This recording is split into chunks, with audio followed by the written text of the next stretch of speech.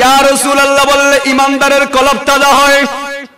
যারা নবী বিদ্বেষী, কোরআন বিদ্বেষী, আমার নবীর ইজ্জতকে সহ্য করতে পারে না, ইয়া রাসূলুল্লাহ বলার সাথে সাথে তাদের কলবের মধ্যে মিসাইল মারলে যেই শব্দ হয়, ক্ষেপণাস্ত্র মারলে যে আওয়াজ হয়, গুলি মারলে, বুম মারলে যেই আওয়াজ হয়, দুশমনের রাসূলের কলবের মধ্যে ইয়া রাসূলুল্লাহ বললে এর চাইতে বড় দুশ্চিন্তা হয়, ঠিক কিনা বলেন?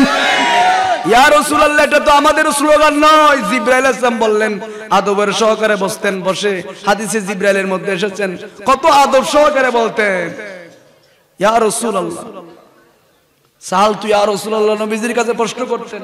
সাহালা রাসূলুল্লাহ সাল্লাল্লাহু আলাইহি ওয়াসাল্লাম আখবিরনি ইয়া রাসূলুল্লাহ, এভাবে প্রশ্ন করতেন, আদব সহকারে বসতেন। জিবরাইল বলতেন স্বয়ং আল্লাহ পাক রব্বুল আলামিন আমার নবীকে এইভাবে ডেকেছেন, হাবিবুল্লাহ বলেছেন, কখনো ইয়াসিন বলেছেন, কখনো তোহা বলেছেন, কখনো ওয়াদুহা বলেছেন, কখনো নুন বলেছেন। দুনিয়ার মধ্যে অনেক ধরনের মুফাসসির পাওয়া যায়, অনেক ধরনের দার্শনিক পাওয়া যায়, অনেক ধরনের মানুষ পাওয়া যায়। কোরআনের মধ্যে ভুল ধরতে চাই, আছে না নাই? আরো জোর বলেন, আছে না নাই? এই ব্যক্তি কোরআনের মধ্যে ভুল ধরেন, কোরআনের মধ্যে ভুল ধরতে চায়, কিয়ামত পর্যন্ত আমার নবীর জবানের মাধ্যমে আল্লাহ জানিয়ে দিয়েছেন, হাবিব প্রচার করে দেন, তারা যদি কিয়ামত পর্যন্ত আলিফ লাম মিমের শব্দের অর্থ বের করতে পারে, কোরআনের মতো একটা সূরা বানিয়ে নিয়ে আসতে পারে, কিয়ামত পর্যন্ত সময় দিলাম। সময় গিয়েছেন, সময় আছে, কিয়ামত পর্যন্ত সময় আছে। কোন কাফেরের আন্ডা বাচ্চা এই জিনিসটা মোকাবেলা করতে পারে নাই, কোন মুশরিকরা করতে পারে নাই, নাস্তিকরা করতে পারে নাই, মুসলমান নামধারী মুনাফিকরা এই ধরনের মোকাবিলা করতে পারে নাই। কারণ এই কোরআনের হেফাজতের দায়িত্ব দুনিয়ার কোন প্রেসিডেন্টকে দেওয়া হয় নাই, দুনিয়ার কোন রাষ্ট্রপতিকে দেওয়া হয় নাই। কোরআনের হেফাজতের দায়িত্ব একজন নিয়েছেন, বলেন তিনি কে? কোরআনের মতো কোরআনের মধ্যে ভুল ধরতে পারবে কেউ? কোরআন যখন পড়া হয়, কোরআনের আয়াত যখন তেলাওয়াত করা হয়, এমন কিতাবটা রব্বুল আলামিন আমার নবীর উপর দান করেছেন, যে কিতাবটা ধরলে সওয়াব, পড়লে সওয়াব, পড়তে জানেন না সুমা দিলেও যিনি সওয়াব দিবেন, বলেন তিনি কে? আল্লাহ রাব্বুল আলামিন আবার বলে দিয়েছেন, এই কোরআনের জন্য যারা মরবে তারা শহীদ। এই সুন্নাত প্রতিষ্ঠা করার জন্য, আমার নবীর সম্মান ইজ্জত রক্ষা করার জন্য, আল্লাহর শানকে রক্ষা করার জন্য যারা জমিনের মধ্যে যারা জিহাদ করবে, এই জিহাদ করার জন্য যারা মারা যায়, তারা তোমাদের মতো নয়, তাদেরকে শহীদ হিসাবে যিনি মর্যাদা দিবেন, বলেন তিনি কে? এজন্য রব্বুল আলামিন বলেন, কোরআন সবাই শুনবে, কোরআনের তেলাওয়াত সবার কানের মধ্যে যাবে, কিন্তু একদল মানুষ জমিনের মধ্যে রয়েছেন যারা কোরআনটা শোনার সাথে সাথে যাদাতুহুম ঈমানাও ওয়া আলা রাব্বিহিম ইয়াতাওয়াক্কালুন, ওই কোরআন শোনার সাথে সাথে বিজদর সাফের মতো পাগল হয়ে যায়, ঘরে থাকতে পারে না, তারা যেই কোনো বিনিময় মাহফিলের মধ্যে ছুটে চলে আসে। এটা তো কোরআনের আয়াতের মধ্যে আল্লাহ জানিয়ে দিয়েছেন, কিন্তু হাদিসে মুবারকার মধ্যে যখন আপনি দেখবেন, রহমাতুল লিল আলামিন আমার নবী নুরানি জবানের মাধ্যমে ইরশাদ করে দিয়েছেন, মানুষগুলা যখন কোরআনের আলোচনা শোনার জন্য বের হয়ে যায়, এক কদম দিয়েছেন, 10টা গুনাহ যিনি মাফ করে দেন, বলেন তিনি কে? 10টা গুনাহ মাফ হয়ে যায়। আমার নবী বললেন এর মধ্যে সীমাবদ্ধ নয়, 10টা রহমত ওই ব্যক্তির উপর যিনি নাজিল করবেন, তিনি কে? আবার 10 গুণ সম্মান। দুনিয়ার মানুষ তাকে লাঞ্ছিত করেছেন, দুনিয়ার মানুষগুলা তাকে সমাজ থেকে বের করে দিয়েছেন, লাঞ্ছিত করেছেন, বঞ্চিত করেছেন। আল্লাহ রাব্বুল আলামিন আমার নবীর জবানের মাধ্যমে জানিয়ে দিয়েছেন। আল্লাহ রাব্বুল আলামিন বলেন, হাবিব আপনি শুধু প্রচার করবেন, জানিয়ে দিবেন, আপনার কাজ হলো মানুষের ঘরে ঘরে কোরআনটা পৌঁছে দেওয়া। হেদায়েতের মালিক আপনি নয়, আপনি শুধু মানুষের কানে কানে কোরআনটা পৌঁছে দিবেন। যিনি হেদায়েত দান করবেন, চিৎকার দিয়ে বলেন তিনি কে? আপনি পৌঁছে দিবেন। মানুষের মধ্যে দুই শ্রেণীর মানুষ রয়েছেন। এক শ্রেণীর মানুষের নাম খবিস মানুষ, আরেক শ্রেণীর মানুষ হলো তৈয়ব মানুষ। খবিস মানুষরা কিয়ামতের ময়দানে রব্বুল আলামিনের কাছে প্রশ্ন করবেন। রব্বুল আলামিন বাড়ি তার আপনার নবীজি আমাদের কানের মধ্যে কোরআনের আয়াত পৌঁছায় নাই, জানিয়ে দেয় নাই, এজন্য আমরা এই বিষয়টা অবগত হয় নাই, আমরা জানি না, এজন্য আমার নবীজি কোরআনের আয়াতগুলা পৌঁছিয়ে দিয়েছেন, আমার নবীজি জানিয়ে দিয়েছেন। আল্লাহ রাব্বুল আলামিন কালামুল্লাহ শরীফের মধ্যে জানিয়ে দিয়েছেন, হাবিব শুধু প্রচার করবেন। যাদের কপালের মধ্যে নূর থাকবেন, ইসলাম তার কপালের মধ্যে থাকবেন, কোন ধরনের দলিল খুঁজবে না, ফয়সালা খুঁজবে না। আপনার কোরআন তেলাওয়াত শুনে শুনে আপনি নবীজির চেহারায় আনোয়ার দেখে দেখে তারা দলে দলে মুসলমান হয়ে যাবে। এটাই প্রমাণ হয়েছে আমার নবী যখন বের হতে।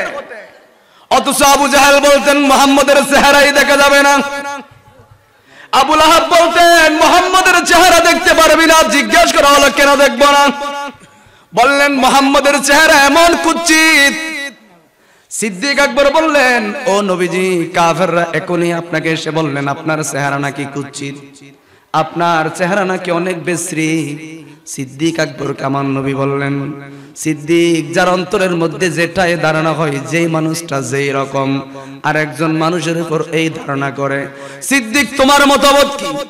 সিদ্দিক আকবর বললেন, ইয়া রাসূলুল্লাহ, আপনার মতো সুন্দর পৃথিবীর মধ্যে কেউ নাই। আপনি চাঁদের চেয়ে সুন্দর, সূর্যের চেয়ে সুন্দর, আপনার চাইতে সুন্দর পৃথিবীর মধ্যে কেউ নাই। বানিয়েছেন কে? আমার নবী বললেন, ও সিদ্দিক, তোমার অন্তরের মধ্যে পবিত্র হয়েছেন, তোমার অন্তরটা সুন্দর, যার কারণে তোমার অন্তরের মধ্যে আমার নবীর সৌন্দর্য প্রকাশ পেয়েছে। এজন্য আমার নবী বলেন, ও সিদ্দিক, তোমার কলবের মধ্যে আমি নবীর সুন্দর এটা পুষ্পরিত হয়েছে। আর যে আমার সৌন্দর্যটা মানে ইয়া করতে পারে না, বরদাস্ত করতে পারে না, সেই ব্যক্তির মধ্যে যেমন কয়লার আগুন, জাহান্নামের আগুন ভিতরে দাও দাও করে জ্বলতেছে, সেইও আরেকজনকে, সেইও আমার সম্পর্কে ধারণা করবে যেই যেরকম, সে অন্যজনের সম্পর্কে এই ধরনের ধারণা করবে। কথা বলেন ঠিক কিনা? এর জন্য রব্বুল আলামিন বলেন, খতামাল্লাহু আলা কুলুবিহিম ওয়া আলা সামিহিম ওয়া আলা আবসারিহিম গিশাওয়াতুন ওয়া লাহুম আযাবুন আযীম। তাদের কানের মধ্যে মোহর মেরে দেওয়া হলো, তাদের চোখের মধ্যে মোহর মেরে দেওয়া হলো, তাদের অঙ্গ প্রত্যঙ্গের মধ্যে মোহর মেরে দেওয়া হলো, আর তাদের জন্য আযাবুন আযীম, ভয়ঙ্কর আযাব, জাহান্নামের আগুন তাদের জন্য যিনি সৃষ্টি করেছেন, বলেন তিনি কে? এর জন্য কোরআনের আয়াত যখন নাজিল হলো, সর্বপ্রথম আয়াত নাজিল হলো সূরা আলাকের 5টি আয়াত। কয়টি আয়াত? আরো জোরে বলেন কয়টি? আল্লাহ রাব্বুল আলামিন আমার নবীকে বললেন, হাবিব, ইকরা বিসমি রাব্বিকাল্লাযী খালাক। ও হাবিব, আপনি তেলাওয়াত করেন। আমার নবীর তেলাওয়াত কত সুন্দর ছিল, ঠিক কিনা বলেন? সাদের সে সুন্দর তিনি, নবী আমার কামলিওয়ালা, দো জাহানের বাদশাহ তিনি, প্যারা নবী সাল্লাল্লাহু আলা। চাঁদের সে সুন্দর তিনি, নবী আমার কামলিওয়ালা। সুবহানাল্লাহ বলেন। আমার নবীর মতো সুন্দর কেউ ছিল? বলেন না, আমার নবীর মতো সুন্দর কেউ ছিল? আমার নবীজি একদিন মা আয়েশা সিদ্দিকা রাদিয়াল্লাহু তাআলা আনহাকে বললেন, ও আয়েশা, তুমি কি জানো আমি কত সুন্দর? ইয়া রাসূলুল্লাহ, আমি বর্ণনা করতেছি। তখন উনি বললেন, ও মিশরের মেয়েরা, ও মক্কা মদিনার মেয়েরা, তোমরা ইউসুফ আলাইহিস সালামের সৌন্দর্য দেখে এত সুন্দর ছিল, লেবু কাটতে গিয়ে আঙ্গুল কেটে ফেলেছো, হাত কেটে ফেলেছো, কিন্তু আমার স্বামী মুহাম্মদুর রাসূলুল্লাহ সাল্লাল্লাহু আলাইহি ওয়াসাল্লামকে যদি তোমরা দেখতে, লেবু কাটতে গিয়ে আঙ্গুল নয় কলিজা কেটে সারকার করে ফেলতে, তারপরেও তোমাদের খবর হতো না, এত সুন্দর ছিল। এত সুন্দর আমার নবীর চেহারা ছিল। এজন্য রব্বুল আলামিন কালামুল্লাহ শরীফের মধ্যে জানিয়ে দিয়েছেন, হাবিব তেলাওয়াত করেন, কোরআনের আয়াত নাজিল হলো, আপনি তেলাওয়াত করেন। শরীয়তের জ্ঞান, কোরআনের জ্ঞান, ইসলামিক জ্ঞান, জ্ঞান অর্জন করাকে যিনি ফরজ করেছেন বলেন তিনি কে? জ্ঞান অর্জন করা ফরজ। এটা কেমন ফরজ? আল্লাহ রাব্বুল আলামিন আমার নবীর জবানের মাধ্যমে জানিয়ে দিয়েছেন, এই জ্ঞান অর্জন করা, জ্ঞান নিয়ে বড়াই করা যাবে না। জ্ঞান নিয়ে বড়াই করা, আপনাদের কষ্ট হচ্ছে? অনেকেই উঠা বসা করলে কিন্তু আমি ইয়া করব, আমার বিষয় যেটা দিয়েছেন অনেক লম্বা। এই জ্ঞান অর্জন করে আমার নবীজি বললেন, জ্ঞান অর্জন করা কি? আর একটু জোরে বলেন না।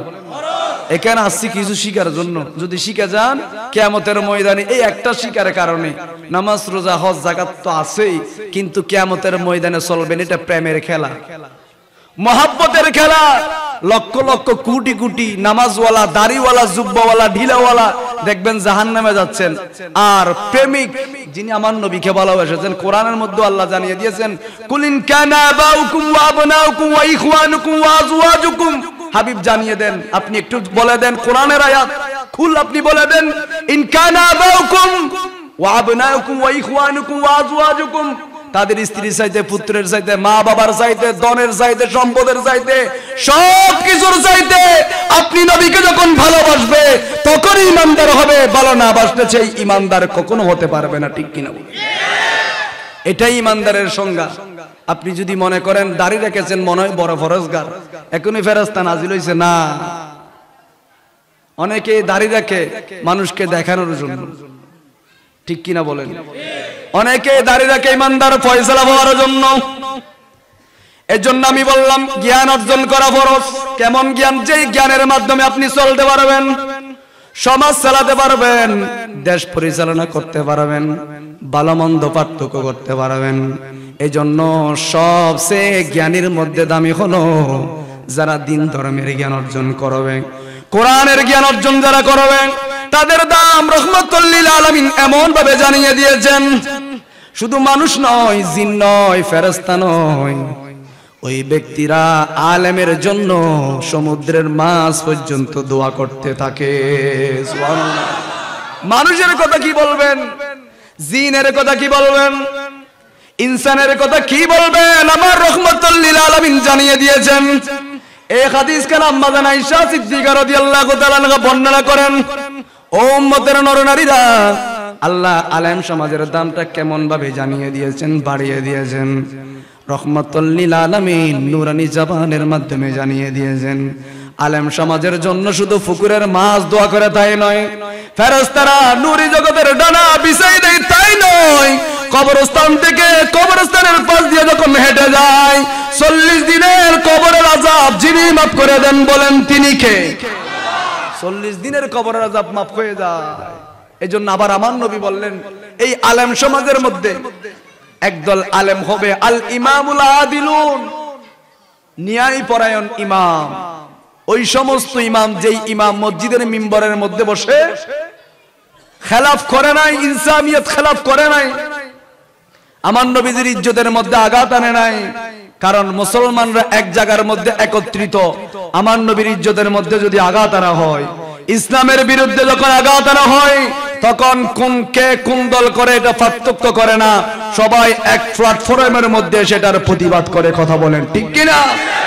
মুসলমানরা কোন রাইফেলকে ভয় পায় না। এজন্য আপনারা দেখেছেন ইসরায়েলের মধ্যে, ফিলিস্তিনের মধ্যে মুসলমানদেরকে সরাসরি নামাজ অবস্থায় গুলি করতেছে। তাদের ঈমানটা এত মজবুত ছিল, গুলি খেয়েছেন তারপরও নামাজ ছেড়ে যায় নাই। ঈমানটা এত মজবুত ছিল, ওই কাফের থেকে পালিয়ে যায় নাই, সামনে বুক পেতে দিয়েছেন। আমার জীবন, আমার ধন একজনের জন্য কুরবান, বলেন তিনি কে?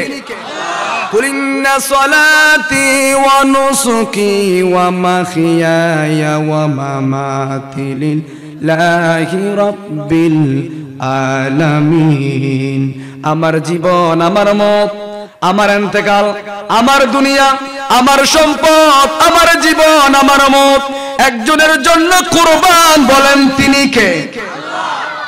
ওই ব্যক্তি বললেন, রাইফেলের ভয় আমি করি না।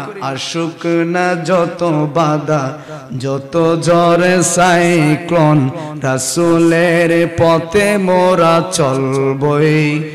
এই জীবনে বাজি রেখে দিনের পতাকা মোরা বাংলার আকাশে উড়াবো।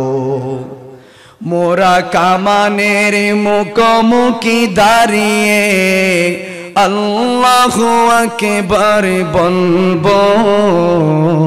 আসুক না যত বাধা, যত ঝড় সাইক্লোন, রাসূলের পথে মোরা চলবই। এ জীবনে বাজি রেখে দিনের পতাকা মোরা বাংলার আকাশে উড়াবো। আল্লাহু আকবার বলেন, আল্লাহু আকবার বলেন, ইয়া রাসূলুল্লাহ।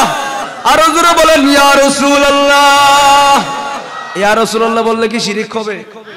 গুনাহ হবে? মুশরিক হয়ে যাবে? ইয়া রাসূলুল্লাহ বললে ইমানদারের কলব তাজা হয়। যারা নবী বিদ্বেষী, কোরআন বিদ্বেষী, আমার নবীর ইজ্জতকে সহ্য করতে পারে না, ইয়া রাসূলুল্লাহ বলার সাথে সাথে তাদের কলবের মধ্যে মিসাইল মারলে যেই শব্দ হয়, ক্ষেপণাস্ত্র মারলে যে আওয়াজ হয়, গুলি মারলে, বুম মারলে যে আওয়াজ হয়, দুশমনের রাসূলের কলবের মধ্যে ইয়া রাসূলুল্লাহ বললে এর চাইতে বড় দুশ্চিন্তা হয়, ঠিক কিনা বলেন? ইয়া রাসূলুল্লাহ এটা তো আমাদের স্লোগান নয়। জিবরাইল আলাইহিস সালাম বললেন, আদবের সহকারে বসতেন, বসে হাদিসে জিবরাইলের মধ্যে এসেছেন, কত আদব সহকারে বলতেন, ইয়া রাসূলুল্লাহ। সালতু ইয়া রাসূলুল্লাহ, নবীজির কাছে প্রশ্ন করতেন, সালা রাসূলুল্লাহ সাল্লাল্লাহু আলাইহি ওয়াসাল্লাম আখবিরনি ইয়া রাসূলুল্লাহ, এভাবে প্রশ্ন করতেন, আদব সহকারে বসতেন। জিবরাইল বলতেন, স্বয়ং আল্লাহ পাক রব্বুল আলামিন আমার নবীকে এইভাবে ডেকেছেন, হাবিবুল্লাহ বলেছেন, কখনো ইয়াসিন বলেছেন, কখনো তোহা বলেছেন, কখনো ওয়াদুহা বলেছেন, কখনো নুন বলেছেন। দুনিয়ার মধ্যে অনেক ধরনের মুফাসসির পাওয়া যায়, অনেক ধরনের দার্শনিক পাওয়া যায়, অনেক ধরনের মানুষ পাওয়া যায়। কোরআনের মধ্যে ভুল ধরতে চাই, আছে না নাই? আরো জোরে বলেন, আছে না নাই? এই ব্যক্তি কোরআনের মধ্যে ভুল ধরেন, কোরআনের মধ্যে ভুল ধরতে চায়।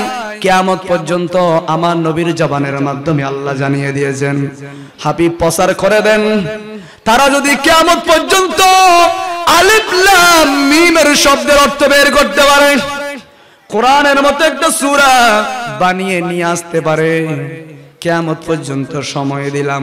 সময় গিয়েছেন, সময় আছে, কিয়ামত পর্যন্ত সময় আছে। কোন কাফেরের আন্ডা বাচ্চা এই জিনিসটা মোকাবেলা করতে পারে নাই, কোন মুশরিকরা করতে পারে নাই, নাস্তিকরা করতে পারে নাই, মুসলমান নামধারী মুনাফিকরা এই ধরনের মোকাবিলা করতে পারে নাই। কারণ এই কোরআনের হেফাজতের দায়িত্ব দুনিয়ার কোন প্রেসিডেন্টকে দেওয়া হয় নাই, দুনিয়ার কোন রাষ্ট্রপতিকে দেওয়া হয় নাই। কোরআনের হেফাজতের দায়িত্ব একজন নিয়েছেন, বলেন তিনি কে? কোরআনের মতো কোরআনের মধ্যে ভুল ধরতে পারবে কেউ? আপনারা আওয়াজ করলে আমি শেষ করে দেব। আপনাদের কষ্ট হচ্ছে, অসংখ্য মানুষ দাঁড়িয়ে আছে, আপনারা বসতে পেরেছেন, আলহামদুলিল্লাহ বলেন না তো? আপনারা কথা বললে তো হবে না।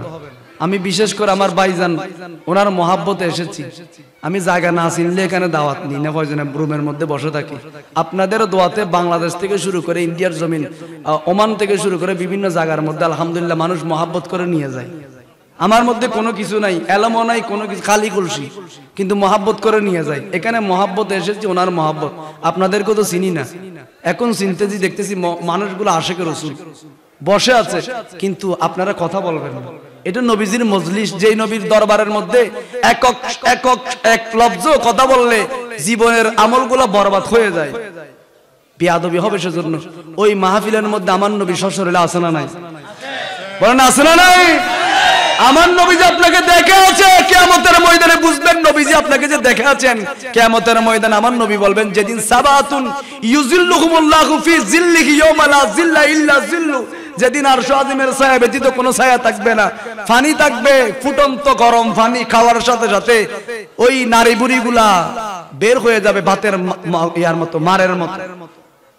ওই সময় রহমতুল লিল আলামিন বলবেন, উম্মত নিরাশ হইও না। আমি দেখেছি মাহফিলের মধ্যে বসে বসে তুমি দুই চোখের পানি ছেড়ে ছেড়ে কান্না করেছো, কোনার মধ্যে বসে বসে কান্না করেছো। আমি নবীজি তখন ছিলাম, প্রেমের পরীক্ষা দিচ্ছিলাম কিয়ামতের ময়দানে। তোমার জন্য উত্তপ্ত আগুন হবে না, তোমার জন্য আরশ আজিমের ছায়ার ব্যবস্থা আল্লাহ করে দিয়েছেন।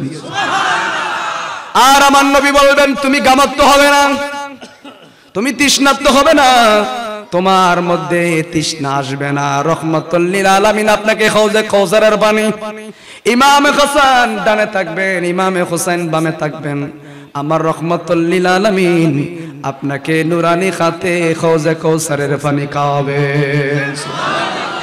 আমার নবী বললেন, এই কাউসারের পানিটা কেমন হবে? পেয়ালাগুলা আকাশের তারার মতো এত সুন্দর। এই হাউজে কাউসারের পারের মধ্যে অসংখ্য পেয়ালা থাকবে, আকাশের তারার মতো সুন্দর সুন্দর স্বর্ণের পেয়ালা।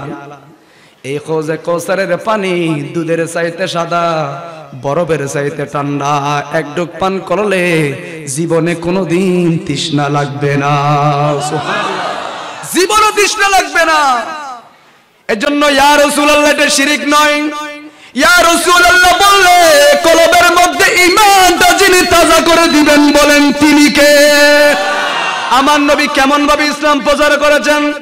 রহমাতুল লিল আলামিন যখন মক্কার অলিতে গলিতে যখন বের হতেন, আমার নবীকে কাফেররা, ওই যে আমি বলতেছিলাম আবু জাহাল বললেন মুহাম্মদের চেহারা দেখা যাবে না। বললেন কেন দেখা যাবে না? বললেন এই জন্য দেখা যাবে না, মুহাম্মদের চেহারা যেই দেখে বাপ দাদার ধর্ম ছেড়ে দিয়ে সেই মুসলমান হয়ে যায়। আমার বিষয় হলো এলম অর্জন করা, এটা বাস্তবিক ব্যবহার। তো অনেকেই মুফতি হয়, মুহাদ্দিস হয়, মুফাসসির হয়, কিন্তু রাসূলের শানে গুস্তাকি করার কারণে হাদিসের মধ্যে সুনানে আবু দাউদ শরীফের মধ্যে এসেছেন যে সর্বপ্রথম জান্নাত উদ্বোধন করবে আলেমদেরকে দিয়ে। আর একটু জোরে বলেন সুবহানাল্লাহ। এরপর যারা দানবীর তাদেরকে দিয়ে জান্নাত উদ্বোধন করবেন, সুবহানাল্লাহ। এরপর যারা শহীদ তাদেরকে দিয়ে জান্নাত উদ্বোধন করবেন, সুবহানাল্লাহ। আবার এক প্রকারের আলেম গিয়ে জান্নাতের দরজার মধ্যে দাঁড়িয়ে যাবেন, আল্লাহর কাছে প্রশ্ন করবেন, রব্বুল আলামিন আপনি তো আপনার হাবিবের জবানের মাধ্যমে জানিয়ে দিয়েছেন, আপনার হাবিব কালামুল্লাহ শরীফের মধ্যে হাদিসে মুবারাকার মধ্যে জানিয়ে দিয়েছেন আলেমদেরকে দিয়ে জান্নাত উদ্বোধন করা হবে। রব্বুল আলামিন কিয়ামতের ময়দানে আযাব সহ্য হয় না, আমাদেরকে আপনি আপনার নবী ওয়াদা দিয়েছেন আমাদেরকে দিয়ে জান্নাত উদ্বোধন করবেন। আল্লাহ রাব্বুল আলামিন সেদিন কথা বলবেন, আল্লাহ কথা বলবেন, তুমি আলেম হয়েছো, আমার নবীজির বিরুদ্ধে বলেছো। আল্লাহ কথা বলবেন, ঠিক কিনা বলেন না? আল্লাহ সেদিন বলবেন, তুমি আলেম হয়ে, মুফতি হয়ে, মুহাদ্দিস হয়ে মিম্বরের মধ্যে দাঁড়িয়ে দাঁড়িয়ে ইয়া রাসূলুল্লাহকে বেদাত বলেছো, নবীজির মিলাদুন নবীর বিরুদ্ধে বেদাত বলেছো, অথচ তুমি আলেম কি পড়ো নাই? আল্লাহ নামাজ পড়ে না, কোরআন পড়ে না, আল্লাহ হজ করে না, কেন করবেন? তিনি তো হালিক মালিক, তিনি তো স্রষ্টা, তার ইবাদত করতে হয় না। আল্লাহ আপনি কি করেন? ইন্নাল্লাহা ওয়া মালাইকাতাহু ইউসাল্লুনা আলান নবী। মুনাফিক আলেমরা এটার বিশ্লেষণ করে না, তাফসীর করে না, মানুষদেরকে গুমরাহি করতে যায় নেতার বিশ্বাসকে বাস্তবায়িত করার জন্য, নিজের বিশ্বাসকে বাস্তবায়ন করার জন্য আমার নবীর উপর দরুদ ও সালাম এটা বাস্তবায়ন করতে যায় না। ওই সমস্ত আলেম যখন ওই যে আমার আল্লাহর সামনে দাঁড়িয়ে বলবেন মালিক জান্নাত দেন, আল্লাহ রাব্বুল আলামিন বলবেন তুমি আলেম হয়েছো, হাফেজ হয়েছো ভালো, কিন্তু তুমি কি পড়ো নাই? তুমি কি দেখো নাই কালামুল্লাহ শরীফের মধ্যে আমি আল্লাহ অসংখ্য জায়গায় আমার নবীর দরুদ ফিট করে দিয়েছি? তুমি কি সুখে দেখো নাই? ইউসাল্লুনা আলান নবী, আমি স্বয়ং রব্বুল আলামিন কালামুল্লাহ শরীফের মধ্যে জানিয়ে দিলাম, এটা কিন্তু হাদিসে মুবারাকা নয়, এটা স্বয়ং রব্বুল আলামিন কালামুল্লাহ শরীফের মধ্যে আল্লাহ জানিয়ে দিয়েছেন, আমি সদা সর্বদা হামেশা হরদম রাত নাই দিন নাই 1 বছর নাই, 2 বছর নাই, অনন্ত অসীম অনন্তকাল পর্যন্ত আমার নবীকে সালাম যিনি দিচ্ছেন বলেন তিনি কে? শুধু আল্লাহ দিচ্ছেন তাই নয়, আল্লাহ রাব্বুল আলামিন বলেন আমার অসংখ্য অগণিত ফেরেশতাদেরকে নিয়ে, লক্ষ লক্ষ কোটি কোটি ফেরেশতাদেরকে নিয়ে যে রব্বুল আলামিন সালাম দিচ্ছেন, চিৎকার দিয়ে বলেন তিনি কে? আর ওই মোল্লা মিলাদ কিয়াম খুঁজে পাই না, নবীকে সালাম দেওয়া খুঁজে পাই না। আল্লাহ রাব্বুল আলামিন জমিনের মধ্যে যারা ঈমানদার, এজন্য রব্বুল আলামিন কথা বলার সময় আল্লাহ কালামুল্লাহ শরীফের মধ্যে জানিয়ে দেয়, ও আমার ঈমানদাররা, বিশ্বাসীরা, যারা মৃত্যুর পর একজনের কাছে যেতে হবে বিশ্বাস করেন, বলেন তিনি কে? দুনিয়ার মধ্যে কেউ থাকতে পারবে না, শুধু মানুষ কি থাকবে না তাই নয়, ফেরেশতারাও থাকবে না, জিন থাকবে না, পশু থাকবে না, ইনসান থাকবে না, ফেরেশতাও থাকবে না। শুধু তাই নয়, যে মালাকুল মউত মানুষের জান কবজা করে নয়, মালাকুল মউত থাকবে না।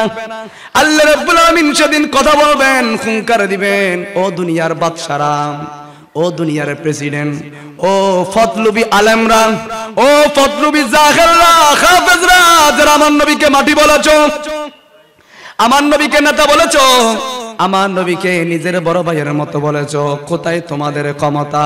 ক্ষমতা কারো নাই, একজনের ক্ষমতা থাকবে, বলেন তিনি কে? ওই রব্বুল আলামিন বলেন তাবারাকাল্লাযী বিয়াদিহিল মুলকু ওয়া হুয়া আলা কুল্লি শাইইন কদির। আমি তো ক্ষমতার মালিক, আমি জীবন দেওয়ার মালিক। আল্লাযী খালাকাল মাউত ওয়াল হায়াতা লিয়াবলুয়াকুম আইয়ুকুম আহসানু আমালা। আমি তো জীবন দেওয়ার মালিক, আমি তো মৃত্যু দেওয়ার মালিক, আমি তো 20 বছর বাঁচিয়ে রাখার মালিক, আমি তো হায়াত দেওয়ার মালিক, সম্মান দেওয়ার মালিক, বলেন তিনি কে? ওই আল্লাহ কথা বলবেন, তুমি তো দুনিয়ার মধ্যে নেতার সেই রাজনীতিটা প্রমোট করার জন্য আমার হাবিবের শানে বেয়াদবি করেছো। তুমি যদি কোরআনটা সত্যি সত্যি জানার জন্য যদি বিশ্লেষণ করতে, কোরআনটা যদি জানার জন্য মানার জন্য যদি বিশ্লেষণ করতে, শুধু একটা আয়াতের মধ্যে নয়, কোরআনের প্রত্যেকটা হরফে হরফে আমার নবীজির প্রশংসা যিনি করেছেন, বলেন তিনি কে? আল্লাহ কোরআনে পাঠালেন নবীকে চিনাতে, দুনিয়া বানালেন নবীর শান দেখাতে, ঠিক কি না? আল্লাহ রাব্বুল আলামিন আমার নবীর উসিলায় দুনিয়া বানিয়েছেন, আমার নবীর জন্য কোরআন দিয়েছেন। এই কোরআনটা কারো ক্ষমতা নাই ওই যে গ্রহণ করার জন্য। পাহাড়কে বলা হয়েছে কোরআন, তুমি একটু কোরআন খেয়ে নাও। পাহাড় বললেন রব্বুল আলামিন পাহাড় ধূলিসাৎ হয়ে যাবে। পানির মধ্যে দিলেন, পানি বললেন আমি আগুন হয়ে যাব, জ্বলতে থাকবে।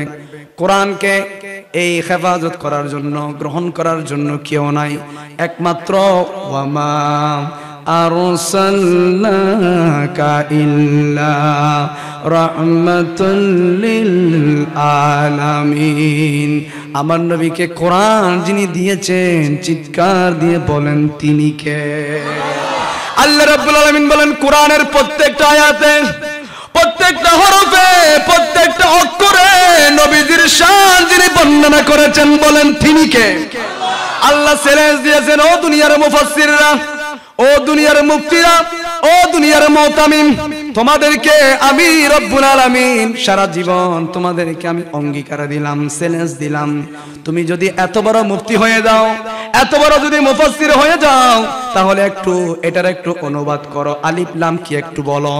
কেউ জানে না, কেউ অর্থ তুলতে পারবে না, কেউ জানে না। হাদিসের মধ্যে তাফসীরে জালালাইন শরীফের মধ্যে বলা হয়েছে এটা আমার নবী জানে, আর জানেন কে? কেউ জানে না, আমার নবী আর আল্লাহই জানে। তুমি না বড় মুফতি, তুমি না বড় মুহাদ্দিস, তুমি না হাজার হাজার ছাত্রদেরকে বুখারীর দরস দাও, তাফসীরের দরস দাও, তুমি একটু বলো নুন অর্থ কি, আলিফ লাম অর্থ কি? কেউ জানে না, কেউ বলতে পারবে না। সৃষ্টির মধ্যে এমন কেউ নাই। তাফসীরে জালালাইন শরীফের মধ্যে এসেছেন একমাত্র আমার নবী জানেন, আর জানেন আমার আল্লাহ। সুবহানাল্লাহ। বেহেশতেরি পাতায় পাতায়, লতায় লতায় নবী নবীর নাম আরশে আল্লাহর নামের সাথে দয়ালে নবীর মনোগ্রাম দয়ালে নবীর মনোগ্রাম সুবহানাল্লাহ বলেন না কেমনে আপনি বলেন আপনি নবীজির মতো আমার নবী যখন দুনিয়ার মধ্যে আসতেছে ভালো করে শুনেন আমার নবী যখন দুনিয়ায় আসতেছে আপনি কিভাবে এসেছেন ল্যান্ডে এসেছেন ঠিক কিনা বলেন না নাকি ওনারা তো শরম না আপনাদেরকে লজ্জা লাগতেছে নাকি কাউকে পোশাক পরে পাঠিয়েছেন এরকম মনে মেম্বার চেয়ারম্যান ওদেরকে পাঠিয়েছে একমাত্র রহমতুল লিল আলামিনকে জান্নাতি পোশাক পরে আল্লাহ পাঠিয়েছে আপনি বলেন না নবী আপনার মতো বেয়াকুল কেমন মানুষ এমন কেমন বেয়াকুল হয় আমার নবীজি শুধু নামাজের মধ্যে ইশারা করেছেন আল্লাহ মনে হয় বাইতুল মুকাদ্দাসের দিকে খানায়ে কাবার দিকে নামাজ পড়লে একটু ভালো হতো মনে মনে একটু জল্পনা কল্পনা করেছেন আল্লাহ বলেছেন হাবিব আর দেরি করিয়েন না নামাজ অবস্থায় ফিরে যান কেমন নবী যিনি ইশারা করলে আকাশের চাঁদ দু টুকরা হয়ে যায় যিনি ইশারা করলে চাঁদ উঠে যায় যিনি হেঁটে গেলে পাথর থাকলে মোমের মতো গলে যায় যিনি আঙ্গুল রাখলে এক পেয়ালা পানির মধ্যে পানির ঝর্ণা সৃষ্টি হয়ে যায় যিনি হালাম দিলে খেজুর গাছ মরা খেজুর গাছ জীবিত হয়ে যায় আর আপনি বলতেছেন যার প্রস্রাব মোবারক বুখারীর হাদিস বুখারী শরীফের মধ্যে এসেছেন অবিশ্বাস করা যাবে না বুখারীর হাদিস আমাদের প্রস্রাব ফাঁক না না ফাঁক আসতে বলেন না মনে হচ্ছে ফাঁক মনে করো অনেকজনে খেয়ে ফেলছে এরকম মনে হচ্ছে খাইছে কেউ আহা আল্লাহ বলেন বান্দা তুই যে অহংকার করিস তোর শরীরের মধ্যে এমন একটা জায়গা দেখাছে যেখান থেকে খুশবু বের হয় আছে জায়গা এরকম আমাদের শরীরের এমন কোন জায়গা আছে যেখান থেকে খুশবু বের হয় আল্লাহ রাব্বুল আলামিন কেমন করে তুই অহংকার করিস আমি রব্বুল আলামিন আমি তো ওই রব যিনি মায়ের গর্ভের মধ্যে চুল দিয়েছি নখ দিয়েছি কিন্তু দাঁত দিই নাই কারণ দাঁত দিলে তুই ওই দাঁত দিয়ে মায়ের ওই স্থানের মধ্যে ক্ষত করে ফেলতি কামড়াতে কামড়াতে যেখানে যেই জিনিস ওই জিনিস দিয়েছেন কে আবার যখন আপনি দুনিয়ার মধ্যে আসলেন নখ কাটা হচ্ছেন চুল কাটা হচ্ছেন কিন্তু দাঁত যখন উঠেছেন একটা নির্দিষ্ট জায়গার মধ্যে দাঁতকে যিনি স্টপ করে দিয়েছেন বলেন তিনি কে চুলের মতো যদি দাঁত বাড়তে থাকে দাড়ির মতো যদি দাঁতগুলো বাড়তে থাকে সামনের দাঁতগুলো উপরের দাঁতগুলো নিচে গাল দিয়ে ছিঁড়ে ছিঁড়ে বের হয়ে যেত আপনি নিজের চেহারাটা আয়নার মধ্যে দেখে নিজেই ভয় পেতেন ঠিক কিনা বলে কেমন করে আপনি নিয়ামতের অস্বীকার করতেছেন এজন্য আল্লাহ বলেন সমস্ত নিয়ামত যা কিছু দিয়েছি একমাত্র আমার হাবিবের উসিলায় নিয়ামতগুলো দিয়েছি বেহেশতেরি পাতায় পাতায় লতায় লতায় নবীর নাম আরশে আল্লাহর নামের সাথে দয়ালে নবীর মনোগ্রাম দয়ালে নবীর মন আল্লাহ জান্নাতে বানালেন নবীর প্রেমেতে দুনিয়া বানালেন নবীর শানে বুঝাতে আল্লাহ রাব্বুল আলামিন কালামুল্লাহ শরীফের অসংখ্য জায়গায় যিনি আমার নবীর সম্পর্কে প্রশংসা করেছেন প্রত্যেকটা আয়াতে অক্ষরে অক্ষরে যিনি প্রশংসা করেছেন তিনি কে ওই যে আমি বলছিলাম মুসা আলাইহিস সালাম এভাবে যখন মজলিসের মধ্যে কথা বলছেন একজন প্রশ্ন করলেন আপনি তো পয়গম্বর নবী একটু বলেন তো পৃথিবীর মধ্যে সবচেয়ে জ্ঞানী মানুষকে তখন উনি বললেন আমি সবচেয়ে বড় জ্ঞানী মানুষ মুসা আলাইহিস সালাম বললেন আমি সবচেয়ে জ্ঞানী মানুষ এই জিনিসটা আল্লাহর কাছে পছন্দনীয় হয় নাই আল্লাহ বলতে চাই আল্লাহ জানতে চাই মুসা আলাইহিস সালামের মুখ দিয়ে বের হবে সবচেয়ে জ্ঞানী কে আরো জোরে বলেন সবচেয়ে জ্ঞানী কে আল্লাহ রাব্বুল আলামিন এলান করলেন মুসা তুমি জ্ঞানী নয় তোমার চাইতে বড় একজন জ্ঞানী আছে ওনার নাম হলো খিজির আলাইহিস সালাম উনি সমুদ্রের মধ্যে একটা জঙ্গলের মধ্যে রয়েছেন উনি হলো সবচেয়ে তোমার চেয়ে জ্ঞানী আমার চেয়ে জ্ঞানী তখন মুসা আলাইহিস সালাম সফর করতে লাগলেন আল্লাহ থেকে জিজ্ঞাসা করলেন মালিক ওই সবচেয়ে জ্ঞানী মানুষটার দেখা কেমনে পাবো আল্লাহ রাব্বুল আলামিন বললেন উনি একটা সমুদ্রের পাশে জঙ্গলের মধ্যে থাকেন তুমি ওই জঙ্গলের মধ্যে পাবে সফর করতে লাগলেন মুসা আলাইহিস সালাম যেতে যেতে যেতে যেতে হিজর আলাইহিস সালামের সামনে যখন গেলেন, হিজর আলাইহিস সালাম তখন ইবাদতের মধ্যে রয়েছে। তখন মুসা আলাইহিস সালাম সালাম দিলেন। এরপর হিজর আলাইহিস সালাম বললেন, তুমি কে? আমি মুসা আলাইহিস সালাম। হ্যাঁ, শুনেছি তোমার নাম। কেন এসেছো? আমি এসেছি, আল্লাহ রাব্বুল আলামিন এলহান করেছেন আমার চাইতে জ্ঞানী নাকি তুমি। সুবহানাল্লাহ, আমার চাইতে তুমি জ্ঞানী, অথচ আমি একজন নবী। আমার চাইতে তুমি কেমনে জ্ঞানী হও? তোমার থেকে শিখার জন্য আসলাম। হিজর আলাইহিস সালাম বললেন, তুমি শিখতে পারবে না, তোমার মধ্যে ধৈর্য নাই, তোমার মধ্যে শিখার আগ্রহ নাই। হযরতে মুসা আলাইহিস সালাম বললেন, আমার মধ্যে ধৈর্য আছে, যা বলবেন আমি শুনবো। ঠিক আছে, আমার সেই চলাফেরার মধ্যে তুমি প্রশ্ন করতে পারবে না, আমাকে প্রশ্ন করা যাবে না, জিজ্ঞেস করা যাবে না, এটা কেন হলো? আমি আপনার সফর সঙ্গী হয়ে থাকতে চাই। হিজর আলাইহিস সালাম বললেন, সফর সঙ্গী হয়ে থাকতে পারো, ঠিক আছে, কিন্তু আমাকে প্রশ্ন করা যাবে না।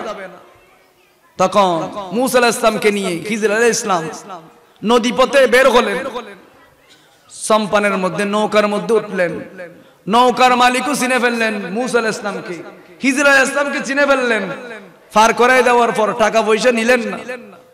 পার হওয়ার সাথে সাথে হিজর আলাইহিস সালাম নৌকাটা গুতা দিয়ে ফুল করে দিয়েছে। সুবহানাল্লাহ। মুসা আলাইহিস সালাম এখন প্রশ্ন করতে লাগলেন, আপনি এটা কি কাজ করলেন? এই সম্পানের মালিকটা আমাদের থেকে টাকা নেয় নাই, আমাদের থেকে পয়সা নেই নাই, আমাদেরকে কত যত্ন করে সম্মান করে পার করাই দিয়েছেন, আর আপনি ওনার সম্মানটা ফুল করে দিয়েছেন। এই যে আমি বললাম না তুমি আমার থেকে কিছু শিখতে পারবে না, আমি বললাম তুমি প্রশ্ন করতে পারবে না, যাও যাও তুমি তোমার পথে যাও, আমি তোমাকে কিছু শিখাতে পারবো না। তখন মুসা আলাইহিস সালাম বললেন, না আমি আর প্রশ্ন করব না। আবার হাঁটতে লাগলেন। কিছু দূর যখন গেলেন, দেখতে পেলেন একজন ছোট একটা বাচ্চা। হিজর আলাইহিস সালাম ওই বাচ্চাকে মেরে ফেললেন। মুসা আলাইহিস সালাম তো গরম হয়ে গেলেন, যে আপনি বাচ্চাটাকে, জ্বলন্ত একটা বাচ্চাকে, বলছি না তুমি তুমি আমার সাথে থাকতে পারছেন, আপনি আপনার পথে যান, আমি আমার পথে যাই। আচ্ছা ঠিক আছে, আমি প্রশ্ন আর করব না। হাঁটতে হাঁটতে কিছু দূর যখন গেলেন, দেখা যাচ্ছে একটা ঘর পড়ে গিয়েছেন। মুসা আলাইহিস সালাম সহ হিজর আলাইহিস সালাম সহ ওই ঘরের দেওয়ালগুলা নির্মাণ করে দিলেন। বললেন, হুজুর ওইদিকে আপনি সম্পানটা ফুল করে দিলেন, আবার ওইদিকে আসার সময় ছেলেটাকে মেরে ফেললেন, আবার এই মানুষ আপনাকে কোনো কিছু খাওয়ায় নাই, এই ঘরের মালিকগুলা আপনাকে কোনো কিছু দেয় নাই, আপনি তাদের দেওয়ালটা কেন তুলে দিলেন? বললেন, আমি বললাম না তুমি আমাকে প্রশ্ন করতে পারবে না, এটাই তোমার মধ্যে সমাপ্ত, তোমাকে আমি সফর সঙ্গী হিসেবে নেব না। এবার শুনো আমি কেন করলাম। আমি ওই নৌকাটা এই জন্য ফুল করে দিয়েছি, যেহেতু কিছুদিনের মধ্যে একজন জালেম বাদশা আসবে, ওই বাদশাটা এই এলাকার মধ্যে যত সুন্দর সুন্দর নৌকা রয়েছেন, সুন্দর সুন্দর নৌকা যেগুলো রয়েছেন, ওই নৌকাগুলা ওই বাদশা নিয়ে যাবেন। যেহেতু এই ফুল নৌকা যদি দেখে ওই বাদশা নিয়ে যাবেন না, আমাকে যেহেতু ওই ব্যক্তি পার করে দিয়েছেন, এই জন্য ওনার নৌকাটা বাচ্চার হাত থেকে বাঁচিয়ে দিলাম। হুজুর এটা তো অনেক ভালো কাজ করেছেন, তো তুমি তো ওই সময় বুঝো নাই, প্রশ্ন করেছো। তো ছেলেটাকে কেন বললেন? ওই ছেলেটা বড় জালেম, ওই ছেলে বড় হওয়ার সাথে সাথে জালেম হবে, ইয়াবা ব্যবসায়ী হবে, আছে না নাই? সুদখোর হবে, ঘুষখোর হবে, মাদকাসক্ত হবে, ইফতিজিন করবে, মেয়েদের অন্য ধরে ধরে টান দিবে, কোরআন বিদ্বেষী হবে, নাস্তিক হবে, ঠিক কিনা বলেন? বাংলাদেশের মধ্যে নাস্তিক আছে না নাই? কোরআন বিদ্বেষী আছে না নাই? নবী বিদ্বেষী আছে না নাই? সুদখোর মানুষ আছে না নাই? জালেম আছে না নাই? ভাইয়ের সম্পদ দেয় না, মা বাবার হক দেয় না, সমাজের মধ্যে বিশৃঙ্খলা দেখায়, ক্ষমতার ফাওয়ারা দেখায়, নেতার ফাওয়ারা দেখায়। আর যারা মুরব্বী রয়েছেন, বাবা যারা রয়েছেন, তারা অহংকার করে বলেন আমার ছেলে চেয়ারম্যান, আমার ছেলে বলে নেতা, আমার ছেলেকে সবাই ভয় ভাই। এরকম মুরব্বীও আছে না নাই? আরো পরে বিয়ে কোনো ভয় পায়, আমাদের ছেলেকে সবাই ভয় ভাই, আমার ছেলে ওনার ডানাত বাত, আমার ছেলের কথায় মানুষ উঠে, আমার ছেলের কথায় বসে। ও মুরব্বী আপনি সফল কাম নয়, ও মুরব্বী আপনি সফল কাম নয়, আপনি নেককার নয়, আপনি সফল কাম নয়। আপনি এই ছেলেটা যতগুলা মানুষের ঘর ভাঙবে, যতগুলা মানুষকে আহত করবে, যতগুলা মেয়ের উন্না ধরে টান মারবে, পার্সেন্টেজ গুনাহ আপনি মুরব্বির আমলনামার মধ্যে দিবেন কে? আর আপনি যদি আপনার ছেলেকে আলেম বানাতে পারেন, হাফেজ বানাতে পারেন, আপনার ছেলেকে যদি ন্যায় বিচারক বানাতে পারেন, আপনার ছেলেকে যদি সমাজ সেবক বানাতে পারেন, আপনি যখন মারা যাবেন, আপনার ছেলে যখন আপনার জানাজার ইমামতের মধ্যে দাঁড়াবেন, গুনাহগার হলে ওই মুরব্বির আযাব যিনি মাফ করবেন, বলেন তিনি কে? এজন্য আজকে যে বিষয়ে দেওয়া হয়েছে এলম, নেককার সন্তান তালিবে এলম যদি আপনার পরিবারের মধ্যে যদি একজন বানাতে পারেন, আপনার পরিবারের 10 জনকে আপনি জজ বানান, ব্যারিস্টার বানান, উকিল বানান, বড় বড় মাস্টার বানান, ইঞ্জিনিয়ার বানান, প্রফেসর বানান, আপত্তি নাই। কিন্তু আপনি যখন একটা ছেলেকে যখন কোরআনে হাফেজ বানাবেন, আলেম যখন বানাবেন, নেককার সালিহিন যখন বানাবেন, ওই ছেলে যখন কবরের পাশ দিয়ে হেঁটে যাবেন, ওই ছেলে যখন আপনার জানাজা পড়াবেন, আপনার জানাজা পড়ার সাথে সাথে কবরের মধ্যে যখন রাখা হবে, মিনহা খলাকনাকুম ওয়া ফিহা নুঈদুকুম ওয়া মিনহা নুখরিজুকুম তারাতান উখরা। নিজের ছেলে আবার ওই ছেলে নয় যেই ছেলে কবরে নামাই দেব, কত তাড়াতাড়ি নামাই দেন, বেসব বেদাত, এগুলা বলা যাবে না। কবরে নামাই দেওয়ার সময় দোয়া পড়বে না, এমন কুলাঙ্গার সন্তান নয়।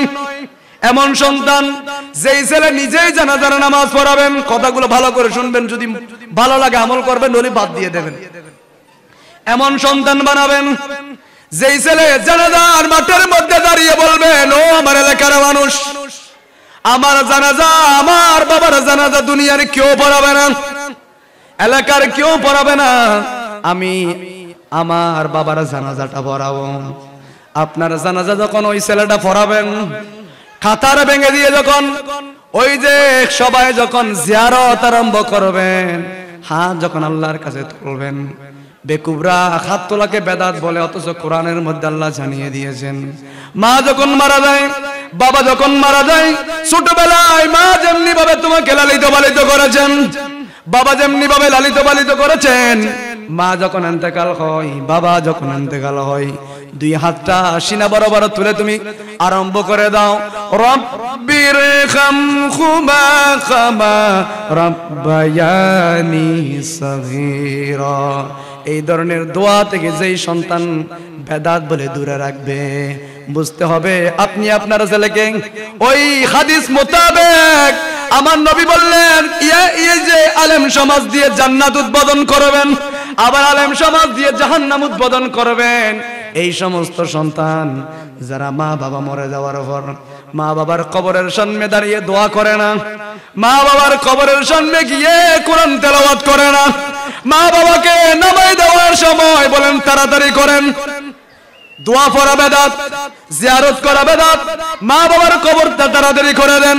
এই ধরনের বলা আছে না নাই? বলেন না, আছে না নাই? এই জন্য আমি প্রথমেই বললাম, আলেম দিয়ে জান্নাত উদ্বোধন করবেন, আলেম দিয়ে জাহান্নাম উদ্বোধন করবেন, ঠিক কিনা বলেন না?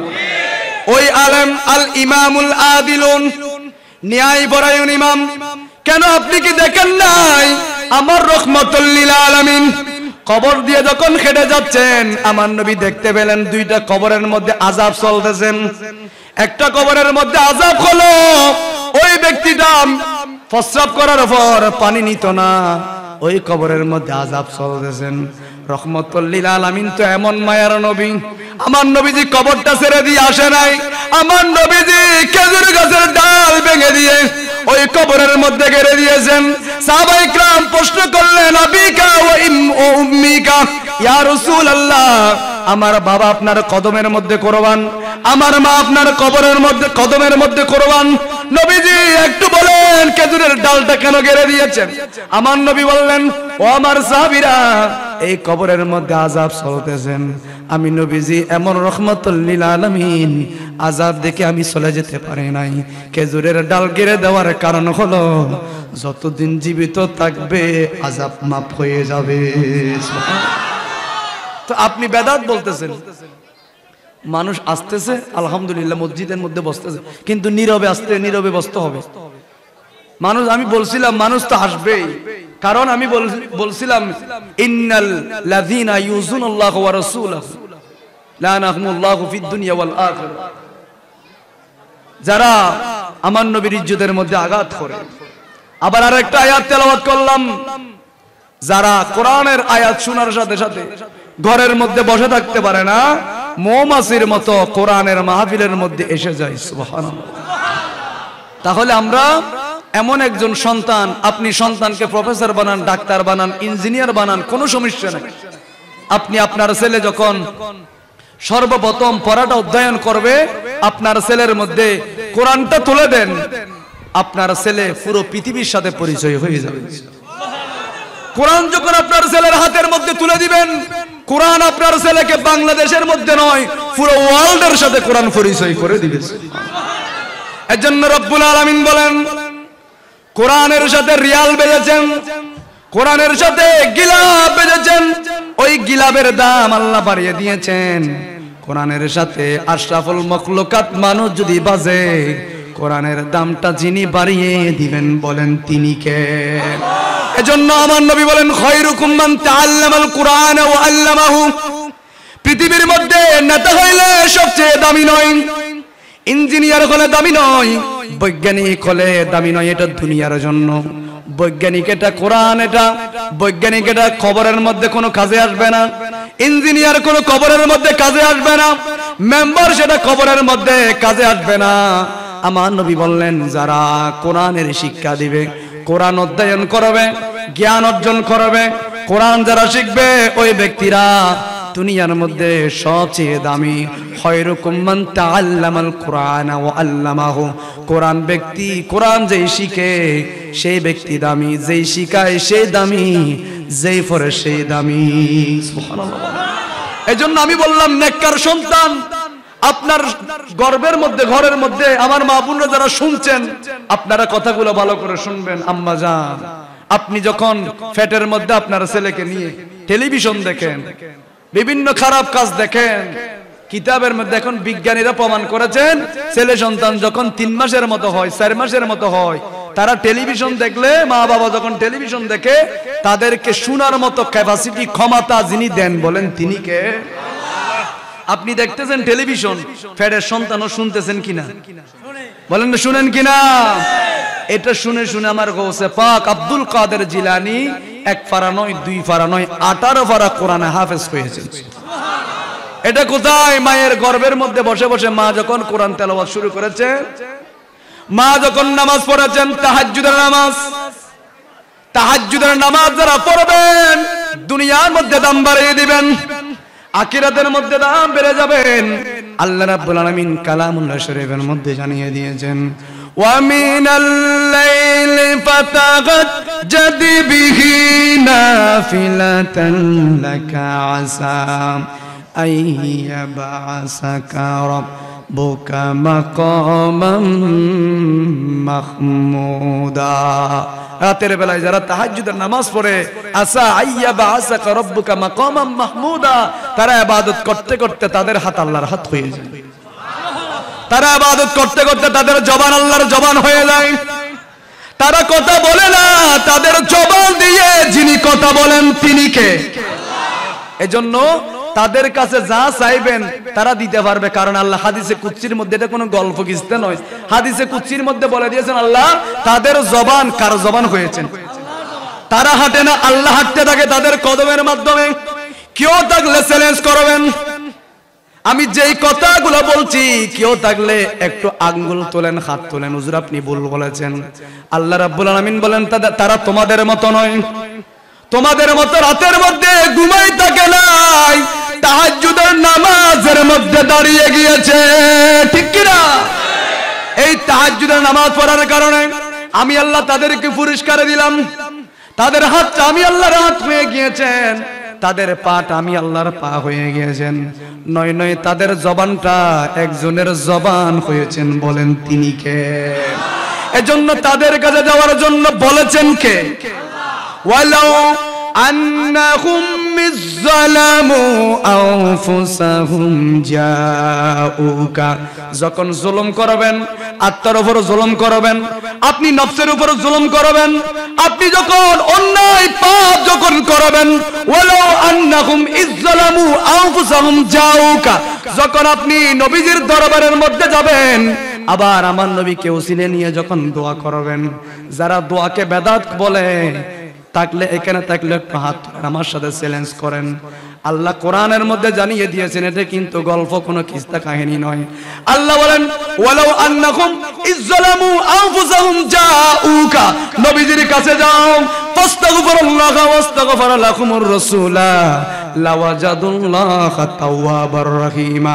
আমার নবীজির কাছে যখন তোমরা যাবে, নবীজির দরবারের মধ্যে যখন যাবে, আমার নবীকে উসিলা নিয়ে দোয়া করলে, নবীজি যদি একটু বলে এটা আমার গোলাম, সুবহানাল্লাহ বলেন, আমার নবী যদি বলে এটা আমার গোলাম, হাজার গুনাহ করেছেন, লাওয়াজাদুল্লাহা তাওয়াবার রহিমা, যিনি আপনার তওবা কবুল করবেন, বলেন তিনি কে? এটা কিন্তু কোরআনের আয়াত। কোরআনের আয়াতের মধ্যে আল্লাহ জানিয়ে দিয়েছেন আমার নবীর দরবারে যাও, আমার নবীকে উসিলা নিয়ে দোয়া করো, যত গুনাহগার হোক না কেন সব গুনাহ আমার নবী যদি বলে এটা আমার গোলাম।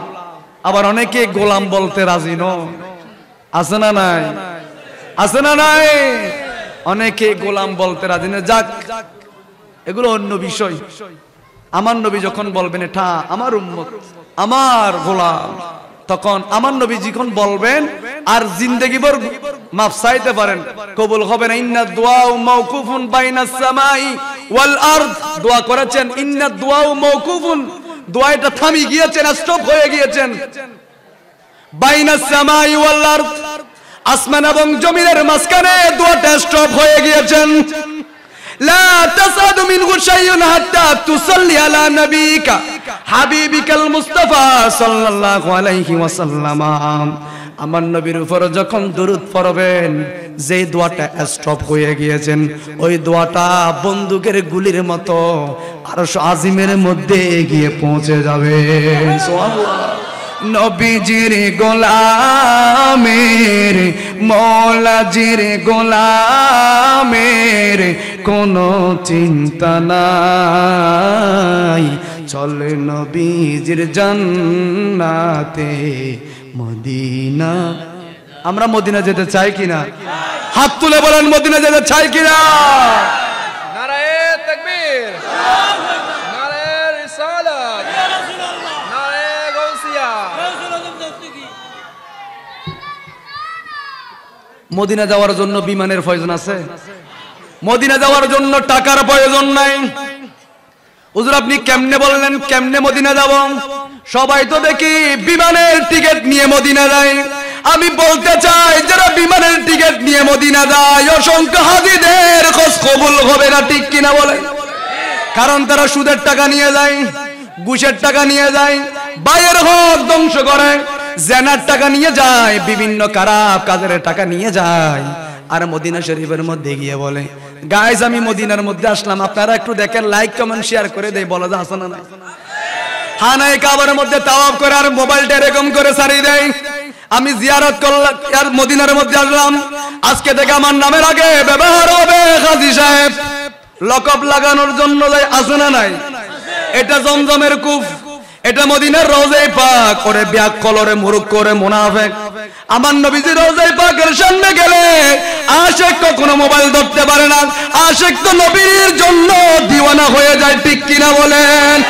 অথচ আমার নবী বলেন যে ব্যক্তি আমি নবীজির মদিনা এসেছেন, আমি নবীজির রওজায়ে পাকের সামনে জিয়ারত করেছেন, ওই ব্যক্তির জন্য কাল কিয়ামতের ময়দানে শাফাআত করে জান্নাতে নিয়ে যাওয়া আমি নবীর জন্য ওয়াজিব হয়ে গিয়েছে, ওয়াজিব হয়ে গিয়েছে। এজন্য মদিনা যাওয়ার জন্য টাকার প্রয়োজন নাই, মদিনা যাওয়ার জন্য বিমানের প্রয়োজন নাই। ইন্নাল ঈমানা লা ইয়ারজুকা ইলাল মদিনা, নিশ্চয় নিশ্চয় যারা ঈমানদার হয়, মুমিন যারা হয়, নবীজির গোলাম যারা হয়ে যায়, তারা ঘুমালে রহমতুল লিল আলামিন তাদের ভাঙ্গা ঘরের মধ্যে তশরিফ আনবে। জালালউদ্দিন সৈয়দী ৭৫ বারে দেখলো নবীজি বলেন জালালউদ্দিন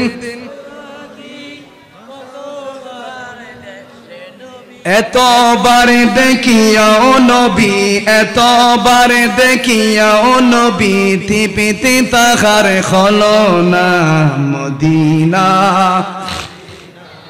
আশিক মুমিনের ঠিকানা বলুন মদিনা আশিক মুমিনের নবীর শ্রেষ্ঠ সাহাবী হযরত আবু বকর সিদ্দিকী বলেন নবীর শ্রেষ্ঠ সাহাবী বকর সিদ্দিকী ভালোবেসে শুইল পাশে ভালোবেসে যায়া দেখো মদিনা মদিনা মদিনা আশিক মুমিনের দিদারে চেয়ে কাঁদো তোমরা দিদারে চেয়ে হনা নবীর দিওয়ানা মদিনা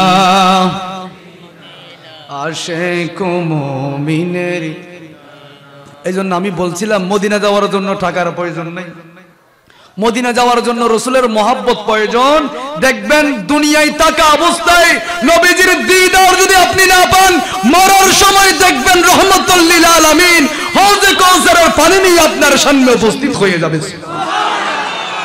এজন্য মুহাদ্দিসিন ইকরাম বলেছেন আমার নবীকে যদি ভালোবাসেন আমার নবীকে যদি মহব্বত করেন উনি তো এমন নবী যেই নবীকে মহব্বত করলে কোনো মানুষ নিরাশ হয় না সুবহানাল্লাহ আমার নবীকে আপনি স্বপ্নের মধ্যে দেখবেন আর আমার নবীকে স্বপ্ন দেখলে এটা স্বপ্ন নয় বাস্তব দেখেছেন ঠিক কিনা বলেন এটা স্বপ্ন নয় বাস্তব দেখেছেন আর আমার নবীকে যে বাস্তব দেখবে রহমাতুল লিল আলামিনকে যে বাস্তব দেখবে ওই ব্যক্তির জন্য জাহান্নামকে হারাম করে জান্নাত যিনি ওয়াজিব করে দিবেন বলেন তিনি কে আমার নবীকে দেখলে ওই ব্যক্তি আর জাহান্নামী থাকে না জান্নাতি হয়ে যাবে ওই জন্য আমি বলছিলাম ওই যে হিজর আলাইহিস সালাম বললেন হুজুর মুসা আলাইহিস সালাম বললেন আপনি ওই মানুষকে মেরে ফেললেন কেন উনি বড় জালেম হবে উনি তো আল্লাহর ওলি দেখতে পেয়েছেন সেজন্য এজন্য আমার মা বোনরা যারা আলোচনা শুনছেন তাদের জন্য নসিহত হলো অনেকে বলে হুজুর আমার ছেলেটা আমার কথা শুনে না আমার মেয়ে আমার কথা শুনে না পরিবারের মধ্যে কেউ কথা শুনে না কেন শুনতেছেন কারণ আপনি অভিভাবক হিসাবে দায়িত্বটা পালন করতে পারেন নাই আর সমাজটা সুন্দর হবে কিভাবে সমাজের মুরব্বীদের মধ্যে সেই বৈশিষ্ট্য শিষ্টাচার যুবকদেরকে এই ধরনের মিলাদুন নবী যখন হবে এলাকার মধ্যে যখন মাদ্রাসা থাকবে আপনারা যখন মাদ্রাসার মধ্যে ছেলেদেরকে দিবেন এই এলাকার মাদ্রাসা আছে কি নাম হযরত শাহ আমানত শাহ তো ওই যে মাদ্রাসা যেহেতু একজন ওলিদের ইয়ার মধ্যে আছে ওলিরা চাইলে নিগাহে ওলি মে ये तासीर देखी बदलती हजारों की तकदीर देखी की तकदीर देखी सुबहानाल्लाह बोलें এই ওলিদের নামের সাথে হযরত শাহ আমানত শাহ রাহমাতুল্লাহ আলাইহির নামে যে মাদ্রাসা দিয়েছেন ওখানে ছেলেদেরকে দেওয়ার প্রয়োজন আছে না নাই কারণ শুধু মাদ্রাসার মধ্যে পড়া হবে তাই নয় ওলিদের তাসির নিগাহে ওলি মে তাসির দেখি বদলতি হাজারো কি তাকদীর দেখি মুহূর্তের ভিতর ওলিদের নজর পড়লে সোর ওলি হয়ে যায় কারণ এটা তো আপনার মত নয় ওই যে আমি প্রথমেই বললাম তাদের জবান কার জবান কাদের হাত কার হাত কাদের পা কার পা আল্লাহ হাদিসে কুদসির মধ্যে হাদিসে কুদসি মানে আল্লাহর কথা আল্লাহ বলে দিয়েছেন তারা তোমাদের মত নয় আলা ইন্না আউলিয়া আল্লাহি লা খাউফুন আলাইহিম ওয়ালা হুম ইয়াহজানুন খবরদার আমার ওলিদের বিরুদ্ধে যেও না বিরুদ্ধে গেলে দুনিয়ার কোনো প্রেসিডেন্ট তোমার বিরুদ্ধে যাবে না যুদ্ধ ঘোষণা করবে না যে প্রেসিডেন্টটা যুদ্ধ ঘোষণা করবে বলেন তিনি কে আল্লাহ কোরআনে সরাসরি জানিয়ে দিয়েছেন। এজন্য ছেলেদেরকে আলেম বানাবেন, হাফেজ বানাবেন। তো ওই ছেলেকে মেরে ফেললেন, ও যে এই জন্য উনি বড় আলেম হবে। তো ওনার ঘরটা নির্মাণ করে দিয়েছেন, ও যে এই ঘরের মধ্যে ছোট ছোট দুইজন নাবালক সন্তান রয়েছেন। এখন দেওয়ালটা যদি পড়ে যায়, ওই দেওয়ালের নিচে ওনাদের মা বাবা ওনাদের জন্য স্বর্ণ মুদ্রা রেখে গিয়েছেন। এটা তো মানুষ নিয়ে যাবে, আমি তো দেখতে পেয়েছি দেওয়ালের নিচে স্বর্ণ মুদ্রা আছে, দেওয়ালটা নির্মাণ করে দিয়েছি। এই জন্য যখন ছেলেরা বড় হবে স্বর্ণ মুদ্রাগুলো তাদের হকগুলো তারা পাবে, এই জন্য আমি বিনা পরিশ্রমে তাদের দেওয়ালটা নির্মাণ করে দিয়েছি। আমার কথার মধ্যে আমি ফিরে আসতেছি, আল্লাহ রাব্বুল আলামিন বলেন এক শ্রেণীর আলেমদেরকে দিয়ে সম্মান শৌকত দিয়ে নূরের টুপি পরিয়ে তাদের মা বাবাদেরকে নূরের টুপি পরাবেন আর বলবেন ইকরা, তেলাওয়াত করো। একটা অক্ষর তেলাওয়াত করবেন, আয়াত তেলাওয়াত করবেন, এক এক তলা বিল্ডিং উঠতে থাকবে। আর দুনিয়ার মধ্যে তেলাওয়াত করলে একটা অক্ষর তেলাওয়াত করলেন 10টা নেকি দেওয়া হয়, 10টা গুনাহ মাফ করে দেওয়া হয়, 10টা রহমত তার আমলনামার মধ্যে তার উপর বর্ষণ করা হয়। এইভাবে যতটা আয়াত তেলাওয়াত করবেন প্রত্যেকটা আয়াতের পার্সেন্টেজ সওয়াব মা বাবার আমলনামার মধ্যে দিবেন কে? এজন্য আমার নবী বলেন নেককার সন্তানরা চাইলে মা বাবাদেরকে জান্নাতে নিতে পারবে, আর বদকার সন্তান চাইলে মা বাবার জান্নাতীদেরকে জাহান্নামে নিতে পারবে। ঠিক কিনা বলেন? আপনারা বুঝেন নাই, নেককার সন্তান চাইলে জাহান্নামী মা বাবাদেরকে জান্নাতে নিতে পারবে, আর বদকার সন্তান কুলাঙ্গার চোর ডাকাত ইয়াবা ব্যবসায়ী এই ধরনের এগুলা ওই নেককার মা বাবাদেরকে জাহান্নামে নিয়ে যেতে পারে। কারণ একজন সন্তান যখন, একজন মেয়ে যখন জাহান্নামের মধ্যে যাবে, উনি একা যাবে না, সর্বপ্রথম বলবেন আমার বাবা কোথায়, আমার মা কোথায়, আমার জামাই কোথায়, তাদেরকে একটু ডাকেন। আমি যখন টেলিভিশন দেখলাম আমার বাবা আমাকে নিষেধ করে নাই, আমি যখন প্যাকেজের মধ্যে গেলাম আমার জামাইটা নিষেধ করে নাই, বিউটি পার্লারের মধ্যে গেলাম নিষেধ করে নাই, আমি যখন মার্কেটের মধ্যে গেলাম আমার বড় ভাইটা নিষেধ করে নাই। আজকে যদি আমি বোন হিসাবে, আমি বউ হিসাবে যদি জাহান্নামের মধ্যে যাই, আজকে আমার বাবাকে আমার সাথে দেন, আমার মাকে আমার সাথে দেন, আমার বড় ভাইকে আমার সাথে দেন, আমি তাদেরকে সারা জাহান্নামের মধ্যে যাব না। এজন্য অভিভাবক যারা রয়েছেন খবরদার, এই যে 10 বছরের জিন্দেগি, 20 বছরের জিন্দেগি, 100 বছরের জিন্দেগি, 80 বছরের জিন্দেগি, এটা মুহূর্তে শেষ হয়ে যাবে। অনন্তকাল আখিরাতের মধ্যে যিনি রাখবেন তিনি কে? আল্লাহ মাঝে মাঝে জিজ্ঞেস করে আব্দুর রহিম তোমার বয়স কত? হুজুর আল্লাহ আমার বয়স 40 বছর। তো তুমি কয় বছর বাঁচবে? আমি তো জানি না, তুমি না ক্ষমতার মালিক, বলো না তুমি কয় বছর বাঁচবে, তুমি তো ক্ষমতার মালিক, তোমার কথায় মানুষ উঠে তোমার কাছে বসে, একটু বলো তুমি আর কয়দিন বাঁচবে? 10 মিনিট পর কি হবে তুমি একটু বলো, 1 বছর পর কি হবে, 1 বছর নয় 1 সেকেন্ড পর কি হবে তুমি একটু বলো। বলে আমি তো জানি না। রহিমা তোমার বয়স কত? আমার বয়স 35 বছর। তো তুমি একটু বলো দেখি তুমি আর কয়দিন বাঁচবে? আমি এটা কেমনে বলবো, আমি এটা কোত্থেকে জানবো? কে জানে? আমি জানি না, কে জানে? তো তুমি কি এখানে কি তুমি আসছো নাকি তোমাকে পাঠানো হয়েছে? যে তুমি আসো না, তোমাকে পাঠানো হয়েছে। ঠিক কিনা? এখানে আমরা আসি নাই, আমাদেরকে পাঠানো হয়েছে। আমরা ইচ্ছা করলে যেতে পারবো না। যেদিন মালাকুল মউত আল্লাহ নির্দেশ দিবেন, ওই মালাকুল মউত খাবারের মধ্যে আপনি রয়েছেন, বিয়ের অনুষ্ঠানের মধ্যে আপনি বর, সবাইকে চলে গিয়েছেন, এখনই আপনি বউকে নিয়ে ঘরের মধ্যে যাবেন, যেতে পারেন নাই। ওই জায়গার মধ্যে যিনি মৃত্যু দিবেন বলেন তিনি কে? এজন্য দুনিয়ায় আসা যেমন আপনার ইচ্ছা নয়, দুনিয়া থেকে যাওয়া যেমন আপনার ইচ্ছা নয়, এই দুনিয়ার মধ্যে কেন আপনার ইচ্ছাকে আপনি প্রাধান্য দিবেন? আপনার ইচ্ছা মোতাবেক কেন চলবেন আপনি? এজন্য আমি বললাম জিহাদের ময়দান। জিহাদের ময়দান মানে শুধু মানুষ মেরে ফেলা নয়, জিহাদের ময়দানে মানে শুধু যুদ্ধ করা নয়, সবচেয়ে বড় জিহাদ হলো অন্তর চেয়েছে প্যাকেজের মধ্যে যাওয়া। অন্তরের কথাটা শুনেন নাই? অন্তর চেয়েছে ভাইয়ের হকটা মেরে দেওয়ার জন্য, অন্তর চেয়েছে সুদ খাওয়ার জন্য। 1 লাখ দিলে 20,000 এক্সট্রা দিবে, আছে না? 1 লাখ দিলে 30,000 এক্সট্রা দিবে। টাকা তো পরে আছে, একটু দিন, অসুবিধা কি? টাকা বাড়বে আর কি, টাকা তো পরে আছে। অনেকে আকাশি লাগায়, আকাশি বাঁধা, জমিন তো বিন্যায় আকাশি বাঁধা, আকাশ পর্যন্ত বাঁধা দিয়ে ফেলতেছে, আল্লাহর আকাশ পর্যন্ত বাঁধা দিয়ে ফেলতেছে। এই ধরনের নফসের প্রতারণার মধ্যে যারা পড়বে, আর যারা নফসের প্রতারণার মধ্যে যারা পড়বে না, যারা নফসকে যারা প্রাধান্য দিবে না, অন্তরে চেয়েছেন ফ্যাকেজের মধ্যে যাওয়ার জন্য, অন্তরে চেয়েছে বন্ধু বান্ধবের সাথে বীরে মেয়েদের অনুষ্ঠানের মধ্যে যাওয়ার জন্য, অন্তরে চেয়েছে সুদ খাওয়ার জন্য, ইয়াবা খাওয়ার জন্য, বাবা খাওয়ার জন্য। আপনি যখন অন্তরের চিহ্নটা ক্রস চিহ্ন দিয়ে মসজিদে গিয়েছেন, মাহফিলের মধ্যে গিয়েছেন, জিহাদের সওয়াব আমল নামার মধ্যে যিনি দিবেন তিনি কে? আর আমার নবীকে প্রশ্ন করলেন মা আয়েশা সিদ্দিকা রাদিয়াল্লাহু তাআলা আনহা, ইয়া রাসূলুল্লাহ, ছেলেরাই তো যুদ্ধের ময়দানের মধ্যে গেলে শহীদ হয়ে যায়, আমরা মেয়েরা তো যুদ্ধের ময়দানের মধ্যে যেতে পারবো না, নবীজি এই শহীদ থেকে আমরা কি মারুম হয়ে যাব?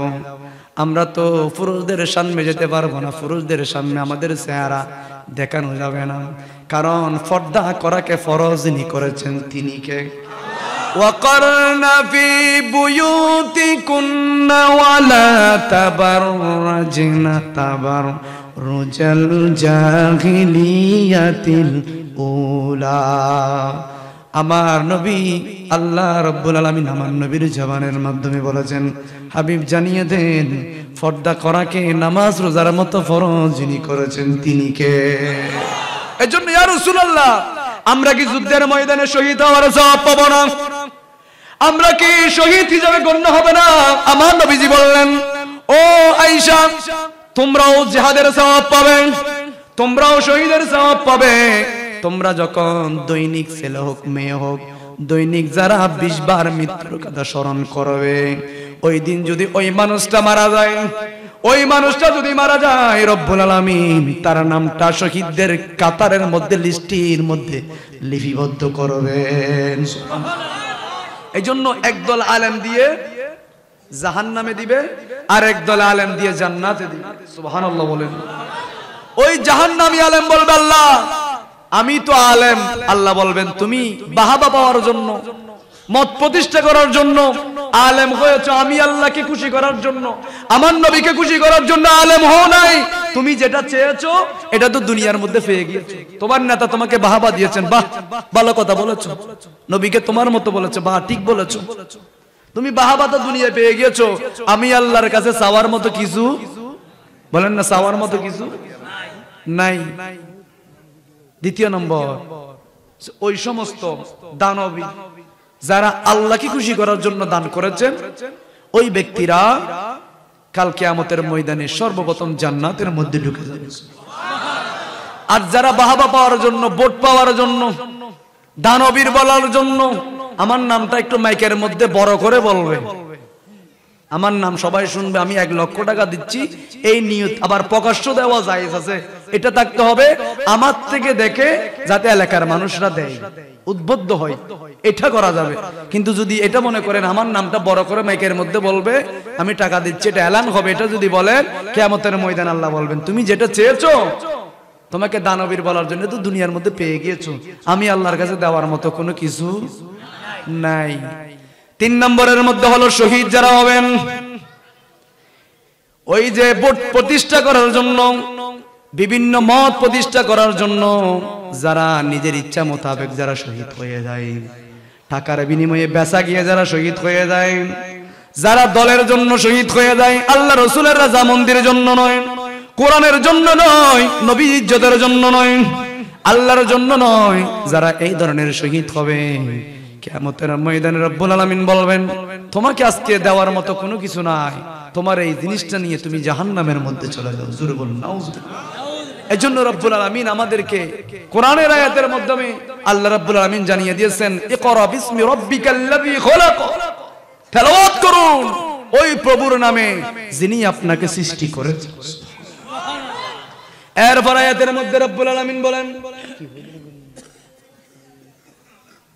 আচ্ছা প্রশ্ন দিয়ে দেন, আর তো সময় আর নাই, তারা তো বসতেও কষ্ট, আপনাদের তো কষ্ট হচ্ছে, 12:30 বাজে গিয়েছেন, কালকে আমার আবার জুমা আছে, কারণ প্রত্যেকদিন মাহফিল আছে, গলা যদি এখানে ভাঙি যায় আমি এরপরে কি করব?